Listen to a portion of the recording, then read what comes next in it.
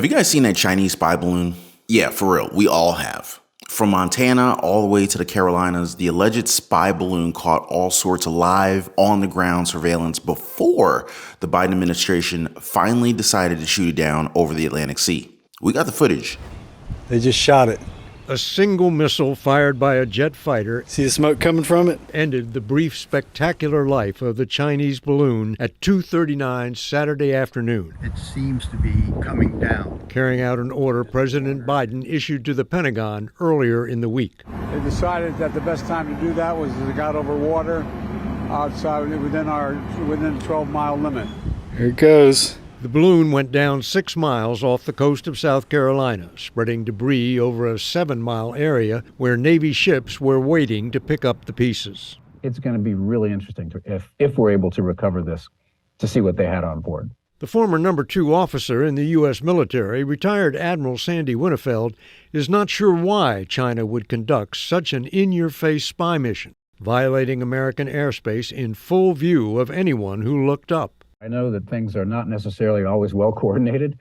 I would not be at all surprised if there's somebody being taken to the woodshed in China right now.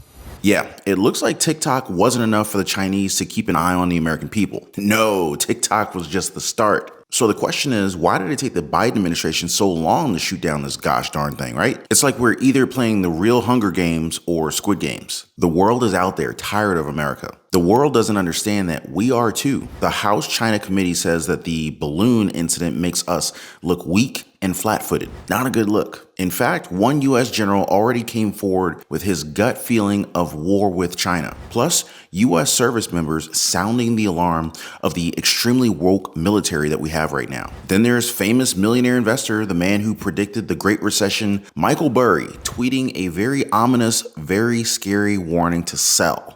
Are you going to sell everything? He deleted his whole Twitter profile shortly after, but not before it caused some very, very serious investor waves in the stock market. I mean, it's kind of all coming together, guys. There's even news over at delivery giant FedEx about more driver furloughs. Could this be the sign of the end for American capitalism? Drop a quick comment yes or no down below. Also, if you own a home, protect your largest investment now. Never be caught off guard by another very expensive, unexpected home repair again. Get your free home warranty quote. There's a link in the description down below, guys. Okay, first, we got to talk about this Chinese balloon incident. The Republican chair of the newly formed House Committee on China said that the whole thing makes us look weak and flat-footed. Wisconsin Representative Mike Gallagher, he went on Fox News and basically challenged Biden to be more firm with China. He said, quote, "Don't fall for the Chinese Communist Party charm offensive. It's a farce. It's a bedtime story that they tell out-of-touch global elites at Davos. It's time to push back before it's too late, before something far more dangerous than a balloon is flying over American territory," end quote. Yeah, I definitely got to agree with him on that one. We definitely need to keep an eye on China. I personally just simply don't trust them.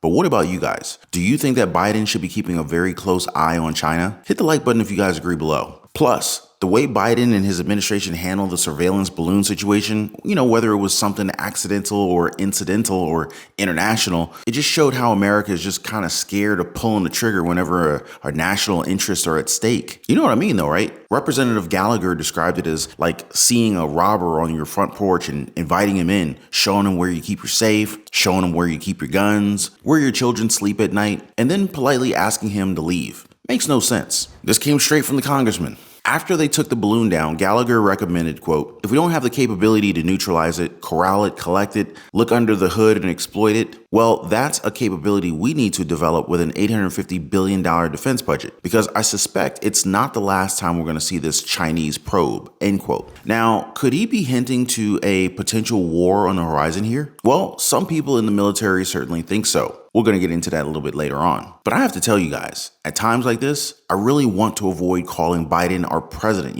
Some people say hearing him called President Biden is like nails on a chalkboard sometimes. Y'all know what I mean. Biden was also asked why it took so long to shoot the thing down. He said they were waiting for it to be safe for the people on the ground with all the debris and stuff. But you know what my friends in Montana say? They say that the ground was all clear with the population so few, they highly doubted anybody or any property would have been hurt by the debris. Pretty suspicious. I mean, if you think about it, Montana is pretty much wide the freak open. What you gonna do, land on some empty cornfields at worst? Plus, there was supposedly scheduled trips of U.S. Secretary of State Anthony Blinken to China at the same time this was happening. I highly doubt that this is just a coincidence. I stopped believing in those several years back. They had to postpone the diplomatic visit and said that the incident had created the conditions that undermine the purpose of the trip. And why isn't anybody asking what a suspected Chinese spy balloon's doing above the United States? That's the real question. China expressed its strong dissatisfaction and protest against the shooting down of its balloon, saying Washington was overreacting and seriously violating international practice. In a statement from its foreign ministry, they said the balloon was actually doing something for civilian use and entered the United States due to force majeure. It was completely an accident. Okay. It literally crossed the entire United States. They're just saying it just got blown into the United States by the wind. Yeah, sure. Our own administration officials already confirmed that this was a People's Republic of China surveillance balloon. This surveillance balloon purposely traversed the United States and Canada, and we are confident it was seeking to monitor sensitive military sites.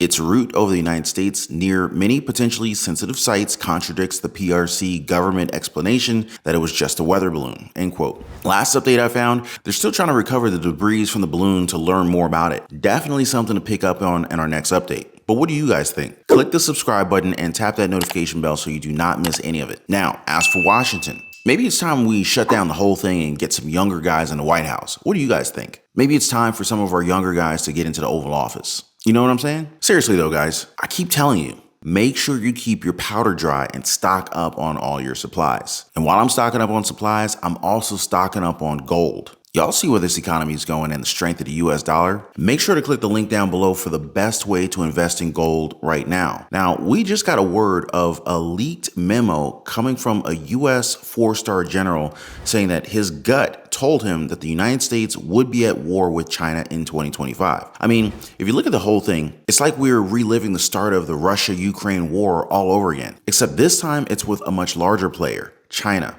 Just to put it in perspective, China controls about 20% of the global GDP. So if you thought the Russian embargoes hurt, this is going to be a whole other level here. China's government claims Taiwan as a province, and their leader, who appointed himself in perpetuity, Xi Jinping, is set on what he terms reunification by force if necessary. Now, of course, Taiwan's government and people are actively protesting the idea. And with people like Nancy Pelosi getting involved, tensions are only escalating. Beijing's military is growing bigger and is increasing its targeting and harassment of Taiwan. The 4-star general said in his memo, quote, "I hope I'm wrong, but my gut tells me we will fight in 2025. Xi's team, reason, and opportunity are all aligned for 2025, end quote. Then again, some military critics are saying that such predictions of war in the next few years are generated largely by a military security establishment that sees Beijing as an inevitable next opponent and a useful tool for its own budgetary ambitions, end quote. But I think the more important question here really is, will the United States military be ready if actually does hit the fan? Last I read, several current and former members of the United States military are more concerned about what they call a culture putting wokeness before training and combat effectiveness.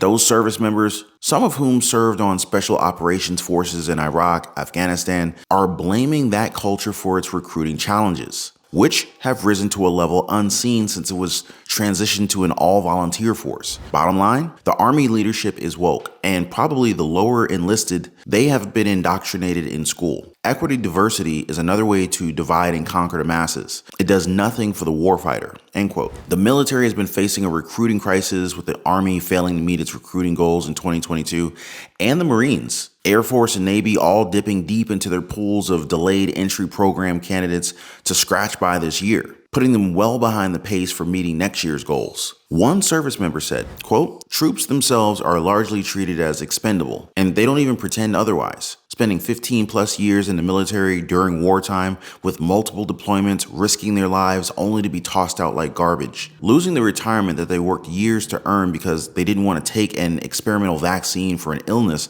that was mild for fit and healthy people," end quote. It's pretty effed up if you ask me, and it definitely reminds me of our Social Security fam. People who have given their entire lives working for our country only to be given what some would call spare change in their Social Security benefits and SNAP benefits programs. Folks on SSI and SSDI know exactly what I'm talking about. And that's even before the potential recession hits. I mean, just look at what millionaire investor Michael Burry has been doing. And just to catch up, everybody, Burry's the same guy who predicted the Great Recession in 2008. Might be time to stock up on gold. There's a link in the description for you guys. They call Michael Burry the big short investor. Now, recently, Michael Burry deleted his Twitter profile one day after issuing an ominous one-word message to investors, sell. The account doesn't exist is now the message displayed on Michael Burry's account page. Now, to be fair though, this is not the first time that Michael Burry quit the Elon Musk platform. He usually does this when his tweeting attracts significant media coverage and public attention. So, for example, Burry took down his Twitter profile in November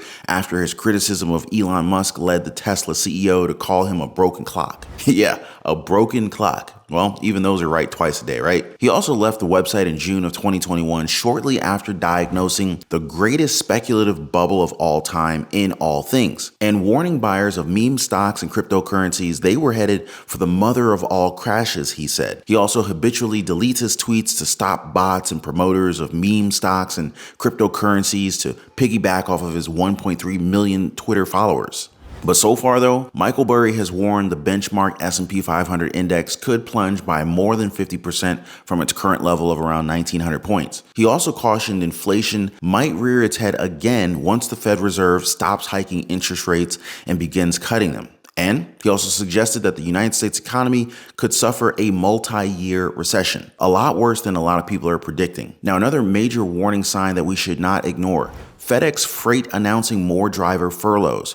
Now, according to this, the voluntary furloughs will run until March 6th, with truck drivers getting a guarantee to return to work. Their offer, a $300 weekly incentive to accept a furlough. The total payments will be made when the drivers return back to work. The furloughs would last for 90 days, and drivers agreeing to them would be called back to work. Now, I wonder what this says about the consumer demand right here in the United States when we have to start laying off delivery drivers. You know what I mean? That's why I always recommend having some secondary income streams in order to supplement your main income. You know what I'm saying, guys? Building up a nest egg when you can and putting some money away in the stock market, real estate, building some passive income, investing in gold, and investing in all sorts of other alternative asset classes. Now, of course, I'd be happy to tell you guys more about any of this in my future videos. All you got to do is drop a comment down below so I can prep it for the next one. Now, in the meantime, I hope it hit your money sweet spot with today's China update and daily news report. The China surveillance balloon and the Biden administration taking forever to shoot it down. The U.S. four-star general saying that he had a gut feeling